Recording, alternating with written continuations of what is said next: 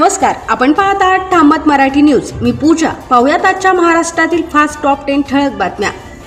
मुख्यमंत्री देवेंद्र फडणवीस आणि केंद्रीय मंत्री नितीन गडकरी यांच्या हस्ते नागपूर स्किल सेंटरचे उद्घाटन. भविष्यातील उद्योगांसाठी कौशल्य संपन्न युवा घडविण्याचा संकल्प. पेठजवळ लातूर औसा महामार्गावर एसटी बस आणि 3 स्कूल बसचा विचित्र अपघात. 10 ते 15 प्रवासी किरकोळ जखमी. विद्यार्थी नसल्याने मोठी दुर्घटना टळली. भूमिगत ड्रेनेज कामांमुळे शहरात वाहतूक कोंडी. गरजेनुसार वन वे व्यवस्था लागू करण्याची मी धुळेकर संघटनेची मागणी.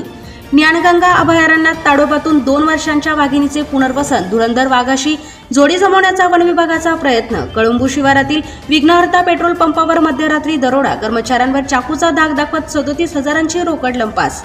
महिला व बालविकास मंत्री आदिती तटकरे यांच्या लाडकी बहीण योजनेवरील वक्तव्याची राजकीय वर्तुळात चर्चा.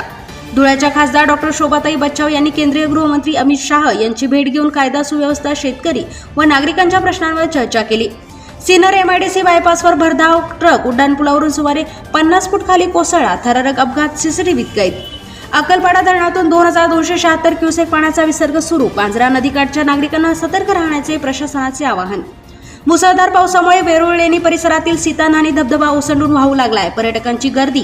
प्रशासनाकडून खबरदारीचे आवाहन करण्यात आले. अशाच महाराष्ट्रातील ताज्या बातम्यांसाठी पाहत रहा ठाम मत मराठी न्यूज. आमच्या चॅनलला लाईक करा, शेअर करा आणि सबस्क्राईब करायला विसरू नका. धन्यवाद.